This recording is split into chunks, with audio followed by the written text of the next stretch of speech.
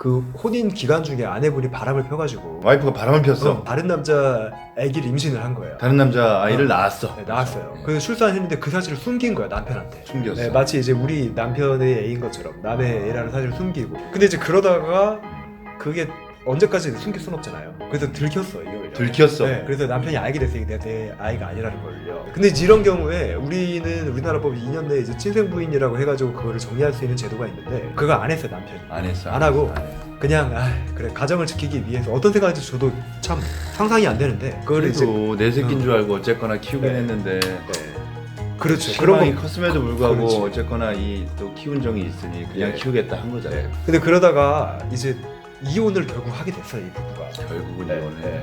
근데 이제 가만히 있겠습니까?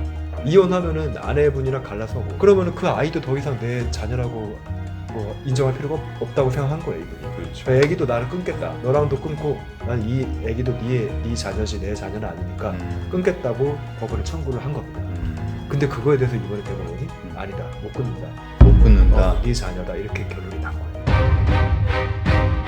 아니 근데 그 남자 입장에서도 예. 뭐 참고 산 거야 그렇다 치더라도 그거는 예. 어쨌거나 가정의 평화를 위해서 남자가 나름의 이제 희생도 하고 그렇죠. 또 뭐 아까 얘기했지만 키운 정도 있고 하니 그냥 했겠지만 결국은 그건 다 결혼 관계, 혼인 관계를 유지하기 위해서 어찌 보면 나름의 희생을 했던 것인데 그렇죠. 그 여자하고 이제 갈라서게 된 마당에 그 남의 자식을 사실 키우려는- 남남이잖아요. 네, 완전히 남이죠. 혈연상 완전 어? 남남이잖아요. 피 한 방울도 섞이지 않은 그런 네. 남의 자식을 네.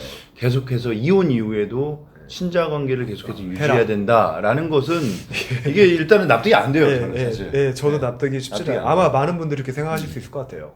우리 아빠가 누군지를 명확하게 입증하기 어려운 과거에는 그쵸. 사실 그와 같은 그 혼인 기간에 나온 자식에 대해서 친생을 추정, 네, 이제 친자를 강하게. 추정하는 것은 그건 충분히 이해가 됐었어요. 근데 지금은 사실 그 STR이라는 유전학적 계통 검사 이런 것만 통해도 그냥 바로 아버지인지 아닌지가 바로 나오거든요. 그럼에도 불구하고 이런 법적 안정성이라든가 기타 과거의 판례 등을 이유로 핑계로 네. 그대로 인정을 해버린다라는 네. 것은 네. 좀 사실 사실 좀 너무 네. 그냥 가정의 보호만을 위해서 경직된 결론일 수 있을 것 같고요. 가정 보호도 안 되잖아요. 무슨 가정이 보호? 이미 끝난 가정. 네. 더 이상은 사실 개별적인 이해관계라도 좀 깔끔하게 정리할 수 있게끔 네. 사법기관에서 도움을 줘야 되는데 그렇습니다. 이거는 지금 계속해서 불화를 만드는 거 아니에요, 이거? 이게 예를 들어서 이런 사안이 아니라 자녀가 페르나였다 생각해봐요. 그 이제 그냥 아버지가 걷었어요. 그래도 내 애가 아니라 바람 펴가지고 낳은 애지만 그래도 내가 마음으로 키웠습니다. 마음으로 키웠어. 근데 아기가 성장을 해서 아버지가 내 친아버지가 아니라는 사실을 알게 되니까 급기야 심각한 폐륜을 저지르고 네. 집을 나가서 10년째 연락이 안 돼요.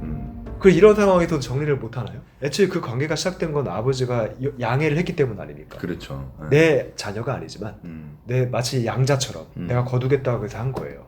양자라는 거는 사유가 발생하면은 언제든지 끊을 수 있는 거예요. 그렇죠. 파양이라고 해서. 네, 네. 이런 사유에서는 그렇게 신축적으로 허용을 해줘야지. 이런 경우에도 아예 참고 살았으니까 앞으로 계속 쭉. 이 대법원 판례라는 거는 일반 판례랑 다릅니다. 한 번 규정되면 마치 법률과 같이 어떤 상황에서도 일반 법률처럼 적용이 되는 대세적인 효력이 있는 거예요, 이게. 대세효라고. 예, 하죠. 그렇다면 이거는 여러 가지 상황에서 어느 경우에나 최대한 올바른 그 내용이어야 돼요, 대법원 판례는. 근데 제가 볼 때 이 판례는 아까 말한 이런 사안에서는 전혀 어울리지 않아요. 네. 맞아요. 그래서 차라리 지금 보니까 네. 그 소수 의견이라고 있지 않습니까? 네, 소수. 여러분, 이게 우리나라가 대법원은 한 명이 아니라 대법관이 13분이 있습니다. 그렇죠. 이 사건처럼 전원 합의체라고 해서 중요한 사안은 13분이 다 참여해요. 판결할 때. 그래가지고 거수해가지고 다수 의견이 판례가 됩니다. 근데 이제 소수 의견을 낸 분들도 판결문에 적어줘요. 그래서 그거를 확인할 수 있더라고요, 제가 보니까. 근데 그 소수 의견이 보니까 우리가 방금 말한 대로 경우에 따라서 파탄되고 하면은 허용해줘야 된다는 게 있더라고요. 허용을 해줘야 된다. 그렇죠. 예. 그런 대법관님들이 3분이 계셨어요. 결과적으로 현재 상태의 안정성을 더 중요시하는 거예요. 그런 현재 셈이죠. 안정성. 예, 예. 이혼을 했으면 이혼한 이후에 상황. 각자 정상적인 자기 삶을 영위할 수 있게끔 그렇습니다. 그 상황을 그대로 인정해주고 네, 네. 보호해주잖아요. 그리고 네. 아버지 자녀가 파탄되면 결국 그냥 파양처럼 그런 파탄된 상황으로 그냥 이게 만약에 지금 정리를 이번에 하고요. 그 다수 의견처럼 그냥 그대로 된다고 해버리면 이거 계속 이게 두 가정에다가 계속해서 불행의 씨앗을 심어주는 판례라고 저는 볼 수 있어요. 네, 심각합니다. 그래서 자녀가 미성년자면 양육을 해야 되고 양육을 그렇지. 줘야 되고 나중에 남편분이 돌아가시면 상속을 받게 되고 이런 이게 정말 신분관계라는 건요, 여러분. 정말 굉장히 진실한 신분관계라는 게 진실성이 되게 무엇보다 중요한 거예요. 그래서 이 혈연이라는 것을 기준으로 사람들이 그런 본능적인 거 아닙니까? 가족, 그렇지. 핏줄 이런 거는. 그렇기 때문에 재산법이랑은 다르니까 상황에 맞게 그 사람의 의사가 존중돼야 된다고 생각합니다. 맞아요. 그렇다고 해서 뭐 내가 낳은 자식을 갖다가 어느 순간부터 내가 나를 괴롭히고 나에게 불리하다고 해서 뭐 마음대로 친자관계를 막 끊어버리게 하기 해서는 안 되겠지만 예. 뭐 이런 명확한 경우에 그렇죠. 있어서만큼은 정당한 이유가 예, 있고 상황이 그렇다. 같은 경우에 있어서는 현재 향후의 장래의 각 가정의 행복을 위해서는 예. 판례가 예. 그런 현재 사실관계에 좀 충실한 어떤 그런 해석을 좀 내려줘야 되는 게 아닌가. 신축적으로 운영이 되기를 바라는 마음입니다. 그래서 아무튼 여러분 결론은요. 우리가 지금까지 한 말은 그냥 뭐 저희 입장이고 아무튼 결론은 났어요.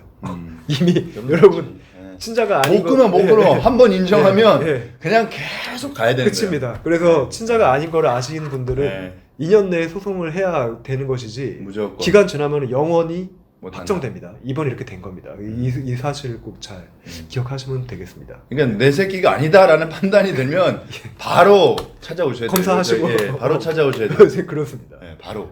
검사하시고 필요하면 소송하시고 하셔야 됩니다. 예. 상속 자산 관련된 분야는 무조건 저희 오킴스 상속자산관리센터 송인혁 변호사님 예. 찾아주시기 바랍니다. 네, 그래요. 네. 잘 부탁드리겠습니다. 네. 네, 고맙습니다. 네 감사합니다. 네.